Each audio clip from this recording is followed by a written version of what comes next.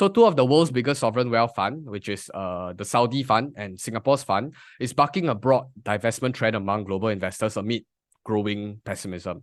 So Saudi Arabia's public investment fund, they increased their stake in Alibaba by 41% to 1.45 million shares. Contrary to popular belief, because a lot of people say that for US equities, right, the broad-based indexes, it just goes 45 degrees to the right. Quite simple. I'm actually buying just the S&P 500. Welcome back to another episode of Backholder Pod. So I think this is probably going to be an extension of the previous episode where we talk about the presidential election and the different candidates. So I think recently CNA released a documentary, I think with the Prime Minister, talking about our reserves, the role of the reserves and how they've been investing thus far and stuff like that. So of course, being a finance channel, we are closely interested about how Singapore as a country is managing our reserves. So also some background context, we have three arms that hold our reserves. I think firstly is GIC, second is Temasek, and the third one is MES. So they each play a different role in terms of what they do, how they manage our reserves, and what's their risk profile. So I think specifically for GIC, they don't invest in Singapore at all. They essentially allocate capital to the rest of the globe. For Temasek, they do have exposure to Singapore. And in fact, they basically control, I use the word control, a lot of our state or government-linked companies like Singtel, DBS, and stuff like that. Many of our listed entities in SGX. And then last one is MES. I think they mostly dabble in foreign exchange. So they manage our FX rate, which is our key monetary policy. The total amount of reserves is currently kept confidential to Singaporeans. I think they have good justifications onto why they do it. But that said, we do know how much Temasek and MES have. Those information are made public. You can go onto the website and see. I think the last I checked, MES probably has 200 plus billion, while Temasek is around 380 billion. So if you add both of them up, it's right in the ballpark of $600 billion. And for GIC, many are speculating that if you add all three of them up, we are over $1 trillion. We don't know. We don't want to speculate, but these are just the rough figures as well. Don't want to get puff mud. So anyhow, I'll share my screen to share some of the investment returns and the portfolio compositions for both GIC and Temasek. All are public info, by the way, so you can check it out yourself as well. First things first, I think I'll just go through GIC. So in terms of GIC's allocation in the worldwide, it's represented in this very interesting infographic here. You can see that they are extremely diversified. And contrary to popular belief, because a lot of people say that for US equities, right, the broad-based indexes, it just goes 45 degrees to the right. But even based on that context, GIC still take a very prudent, a very diversified approach. In terms of their allocation, asset allocation-wise, 37% is in the US. And you can see that they essentially just split up 4% UK, 8% Euro, 25% Asia, ex-Japan. And this is how they essentially manage their monies. And even if you have to look at it in terms of the trend-wise, despite Japan having a lost 3 decades or so, we still have a very sizable, I would argue, the allocation to Japan over the last decade or so. And Japan has essentially outperformed many of the major indexes over the last 1 or 2 years. Whether is it because of Warren Buffett or not, I don't know. But I think this is a more bird's eye view in terms of the rolling returns of the GIC portfolio. And you can see that they hover essentially around the 3.5% to the 6% mark. I think in recent times, it's getting harder and harder. But this is a real rate of return. So this is excluding all the inflation numbers. So this is for GIC. Now, if we contrast it to Temasek, Temasek runs a much more concentrated position. I would presume that the mandate or the risk profile of the different sectors, Temasek probably can be a little bit more aggressive. And they do have certain mandates of controlling interest in some of our Singapore government-linked companies, which is why you can see that a majority of the position, at least a bulk of it, is in Singapore. China is at 22%, and Americas. I believe the Americas is not only the US, it's the whole slate of them. So US, Brazil, Canada, and stuff. So that part is also 21%. So if you really wanted to kind of simplify and dumb it down, you can see that I would kind of classify them as Singapore 1/3, China 1/3, America 1/3, and yeah, and then the rest. But you can see that in terms of the trend, they are, at least for the China allocation, is actually going down across the years, at least across the last 5 years. And US is increasing and Singapore is also increasing. So this is the total shareholder return. And since 1974, I think since inception, the rate of return is around 14% year on year. And it's quite interesting as well because I was having a discussion the other time about with Bunti. We were just joking that, hey, a lot of people, at least in the retail space, we are all talking about getting 20% year on year CAGR, compounded annual growth rate. And then you see many of these so-called very, very smart people. I think even Buffett, he compounded his money at 19% CAGR for 50, 60 years. But then we have people saying that they can 10,000x their money in 10 years or something like that. I don't know whether there are definitely people that can outperform the market, but I'm saying that it's an incredibly tough business to be in, at least in the investing space. So I think just before I end this discussion, I just wanted to scroll down and why I wanted to talk about this, because in terms of Temasek's investment, even though many people currently hate China and they think that China is uninvestable, we still hold a 1/5 position in our national reserve. And on top of that, there are recent news about the China investment. So two of the world's biggest sovereign wealth fund, which is the Saudi fund and Singapore's fund, is bucking a broad divestment trend among global investors amid growing pessimism. So Saudi Arabia's public investment fund, they increased their stake in Alibaba by 41% to 1.45 million shares. I think in the grander scheme of things, this is still a very small percentage of the overall portfolio. And but this is the biggest adjustment to their 35.5 billion portfolio. So Temasek Holding also boosted their holdings in JD.com by 110%, and they also maintained their position in 5 other Chinese companies, including Alibaba and Yum China. So it does seem like, even though it's not the popular theme of the day, some sovereign wealth managers are still planting their flag down, thinking that this might be a good opportunity to continue increasing shareholding. We adopt this approach where we talk about being diversified globally, right? But recent times, there are many arguments against that, because they are saying that as long as you buy the S&P 500 or the NASDAQ, many of the companies are already globally diversified. Because let's say Apple or let's say Tesla, they sell phones, they sell cars to all over the world. So those companies inherently are already globally diversified in that case. But I think it's fairly interesting to see when people are managing huge sums of money, they still adopt the approach where they want to go into specific companies. They want to go into Europe, they want to go into British, they want to go into China to pick companies. And not just believe in the narrative that, no, what, Apple 20% from China, what, you scared what? You already have China exposure. I think that's what's more interesting in that thought process. Because I believe that at least over the last 20 years or so, many people have been saying that just buy the S&P 500, you're fine. Whole 30 years, it's okay. Just concentrate. But the idea of concentrating to a particular geography, that seemingly is lost over the last 20 years or so in terms of how to be more diversified. I think just now you show this page, right, showing their geographical allocations. I think you missed this one. This one also I think quite interesting. I think in my perception is that when GIC manage their portfolio, right, is they are not as active as Temasek. Temasek one, because I think probably due to their historical context, right? Because they started out all these GLC companies, and then slowly they divest out and they take the money and reinvest in elsewhere. That's why they are more active in their approach. Whereas for GIC, I think GIC actually broke up from the MAS when they realized that they cannot just invest in short-term currency. That's good for like protecting the value of Singapore dollars. But for long-term investment, if you just keep on saving in currencies of different countries, you can't get the long-term returns. That's why they get into all these different asset class and then diversify across globally. And you can see that in terms of their risk appetite is also slightly lower as compared to Temasek. Say for example, you see they have these nominal bonds and cash here, and it's about 1/3 of the allocations. And then they have inflation-linked bonds, also considered safe investments, right? It's 6%. So these two added up together is already like 40%. Then the rest, they still have about 30% invested in equities, and then another 30% invested in what we call the alternative assets, meaning private equities and real estates. So I think if you just look at these allocations, right, you can say that actually they are very diversified.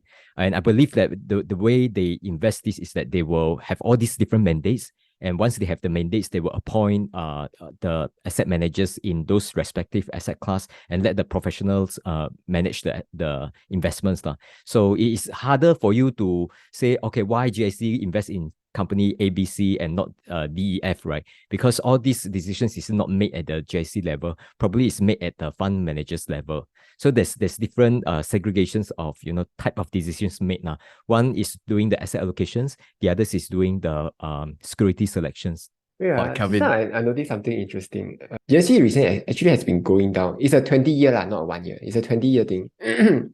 So back in 2001, it was 5.8%. Then the 20-year return has gone down to 4.6%. Then if I switch over to, this is Temasek's one. Temasek's long-term return is 14%. But you see, if the period has, the shorter the period, right, the lower the returns. This means that both GIC and Temasek's return actually has been going down over the long term. Correct. It seems like it's increasingly harder to. Yeah. So that was also what PM Lee said in the CNA interview. So he said that back then the reserve was much easier to build up, but right now if the reserve is gone, it's hard to build up unless they go and raise the income tax, corporate tax, GST, everything by like 10%, 20%. So I don't know. This may also mean that for us, right, S&P 500 will not give that kind of 10% long-term return. So 8% maybe a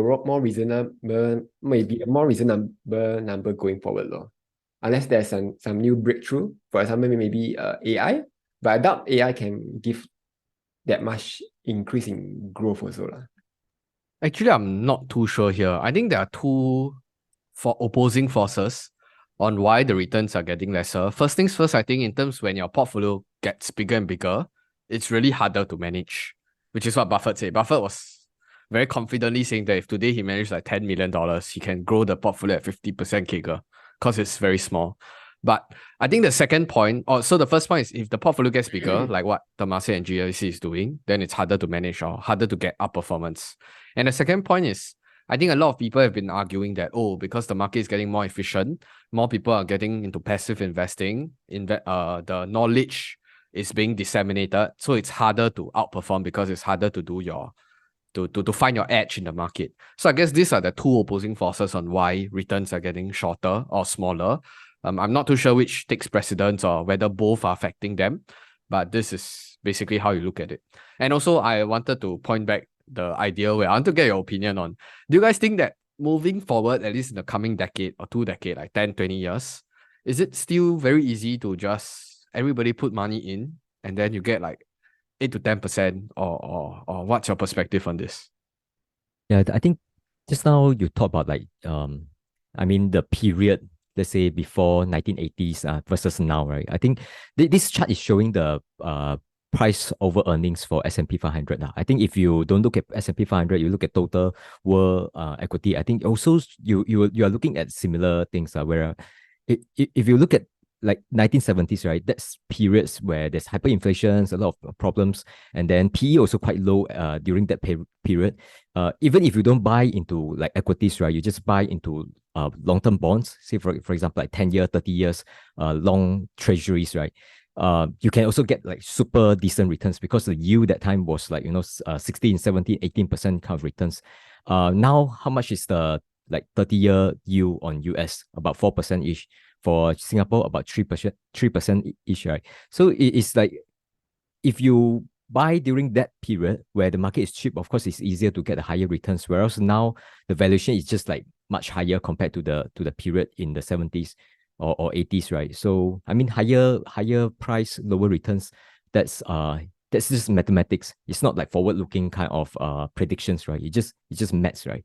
So I think that's one reason to justify why their returns is much lower nowadays now. And sorry, what's your questions again, Chicken? Moving forward prospectively in the next 10, 20 years, because a lot of people doing retirement calculation, savings calculation, a lot of them like to model out 8%, 10%, like if I put in money every year. I don't know whether we want to be more conservative or prudent in our approach where we say that maybe the markets are not going to return so much money, or can we still, or do you think it's still a good idea to stick with long-term 8 to 10%? No problem. This one depends on asset class also, because let's say like just now I mentioned about the interest rate level, right? Now interest rate level is so low compared to 20 years ago. So anyone who has any allocation say to bonds, you shouldn't expect you can get the kind of returns in the past, because last time you are locking in returns at bond yield at 10%. 12%, now 3%, 4%. I mean, it cannot be like higher compared to the past, right? I think same for equities as well. It should be lower, but I think for those who really nerd into the discussions, right? The one way to actually differentiate is to take away the inflations, meaning that you just look at how much is the real returns in the past versus now. And that real returns actually is quite sustainable over time. So it's usually the equity risk premiums, right? It's usually about 4 to 5%. So you say, let's say 10-year rate is about 3%, 3 plus 4.5, you get about 7 to 8%. I think that's a very reasonable expected returns for equities moving forward. You are not getting the kind of like 10, 12%, but 7 to 8% is still much better and decent as compared to just holding on cash and wait for the market to crash. I think that's my point. Thanks. Okay, thanks. What about Eric? Eric's perspective on... I don't know, when we talk about all this rate of returns, is it like together with inflation? Because different periods have different inflation rates, right? Like the 1970s, you have like crazy high inflation. And then that's when you have higher bond yields. And then if you are getting 10% return from equities, I think that's deemed quite bad, right? If you're living in that period, because the inflation is so high, then it kind of negates all your growth. So in this period, like we are experiencing like maybe about 5-6% inflation, then if your equities is yielding you like 7-8%, it's considered historically underperformance. So I don't know, like you also need to consider the periods. That's why you need to like not just looking at 1 year return, you need to look at like longer periods, say for example every 10 years. And then that 10 years, you look at how much is the total nominal returns, then you minus out the inflations during that period. Okay. Yeah. Or you can minus out the bond yield, because you say my opportunity cost is to invest in bonds. Then you minus out the like the interest rate to get the equity risk premium. Similar things lah. Basically, you need to net off some things, right? Yeah. And that numbers, right, is actually quite stable over long period of times. Like you don't see like all these so-called the real returns or the equity risk premium fluctuate a lot now. Of course, there will be fluctuation from period to period, but it's quite stable relatively. I wanted to circle back to the discussion about being diversified, whether is staying with US major broad-based indexes enough for a diversified approach. I think Kelvin has been recently trying to allocate to ETFs, right? I just wanted to get your perspective on, are you allocating specifically only to US-based ETF or a world-based ETF? And like, what's your justification or thought process around it? Well, it's quite simple lah. I'm actually buying just the S&P 500, not because I think S&P 500 will outperform the global world or anything. Right now it feels like it's a 50-50 thing lah. It's more because I can just sell options on it, the SPY. So it gives me a bit more income, a bit more return lah, if everything plays out correctly. But I think for most people, BWRA is a better choice. Because since S&P 500 has outperformed the world, the emerging market for so long, right? The chances of it continue to outperform, it becomes a lot lower already. Just because the rest are growing a lot faster than the S&P 500. And if you see the more innovative companies, right? It's not just the US company alone. It's actually from Israel, from China. This kind of other countries, so they will actually give more growth to as compared to the more bigger companies. I think I recently watched a video from Josh. I think I just wanted to kind of iterate what he said. I think the title of his video was, he earns 14,000 per month, but feel looks down on. I don't know whether you guys watched the video. It's a bit of a very weird context of the video, but there was this specific part where he was talking about the outperformances between indexes around the world. I think there's a lot of feel-good factor, because over the last 10 to 20 years, the US has been the one leading the pack. But I think when you really look back in the 2000, after the dot-com and all the way to 2013, the emerging markets were the one that were outpacing the US indexes. And then back then, the narrative was, oh, the growth are all in China, in Asia, in where that's why all the performances of all these indexes went up. Then US, they say that, oh, US companies are dinosaur, they already, the empire is falling. That was back then the discussion. But then now, when the US index are increasing, like outpacing everyone, then the argument shifts again. It shifts that, oh, all the US companies are MNCs, they are able to harvest all the premiums back then. So I think equally, all the logic makes sense. But I feel like the narrative is just trying to explain a phenomenon. Not really because this is happening, that's why the returns are like that, but more so because the returns are like that, people are trying to find justification to justify the returns. So I'm not too sure whether I wouldn't dare to make a stand like Kelvin that VWRA will outperform the S&P 500, but I'm just saying that we are in very interesting times where there are new undercurrents in the world. We don't know how US China is going to play out. We don't know how this whole AI thing is going to disrupt our world, but for like Mr. Ng said in a few of his podcasts, he said that it's prudent to be diversified globally rather than just buying into S&P 500. That's my stand also. So if let's say I'm adopting an indexing approach, I will go into our ETF. That's my perspective. But yeah, I think Bunti and Eric haven't opined on that yet, on the US versus world thing. Maybe we'll round up this discussion by having you two to finish it off. Bunti? Yeah, I think if you buy S&P 500, although it's like 60+% of the total world, right? But you are buying a subset, right? So I think it's quite easy. You can just look at VWRA and look at S&P 500. Look at which are the names that is inside VWRA but not in the S&P 500. You will know that which companies that you are missing out, right? You could be missing out TSMC, Tencent, Alibaba, LV. What else Some are there? Indian companies. Yeah, Adani. So quite a number of companies that you are missing out. Then the questions to ask is that, is it fine to like missing out these companies? Do you get different answer from different people? Some will say that, oh, I'm happy to let go of China. To me, having US, having Apple, Microsoft, Nvidia is good enough. Then that's good enough, right? Or some people will say, I want a truly global diversified. Also fine, right? I think it's just like we're talking about preference here. It's not like we have any super insightful things to say that, oh, which one will outperform over the next 3 to 5 years things. I'm okay investing in Singapore and then buy CPF and all those things. Like they invest the CPF monies globally, and then I consider that I'm also being diversified involuntary. They don't invest your CPF money. They invest in a special vehicle called through a some special bond. vehicle. Yes. So Okay, you get your somehow it comes back via the CPF interest, then so be it lah. I mean, that I considered already helping me to diversify globally. So for me, my personal management, I find it easier to invest in local companies and followed by US companies. I'm saying that sometimes people have certain allocations. They just want to invest it that way. Doesn't mean that he think that that's the better approach. Say for example, yesterday I just watched AK videos on talking about his investment. So at first he talked about Michael Burry and so on, and then he talked about his investment. He said he planned to have 40% allocation into Singapore banks. And I think those who follow AK, you will know that he's very heavy into REITs at some point. So he's just like playing from REITs, now moving to like Singapore banks. But move here, move there, it's all Singapore. But the question is he happy to debate with someone? Let's say, okay, Chicken said China is the best. I come in and say US is the best. And two of us go and debate with him. Say by the way. Actually Singapore is not a good investment. Is he happy to take on that kind of debate? I don't think so, because he's just doing his research. He thinks that he's comfortable doing investment in Singapore.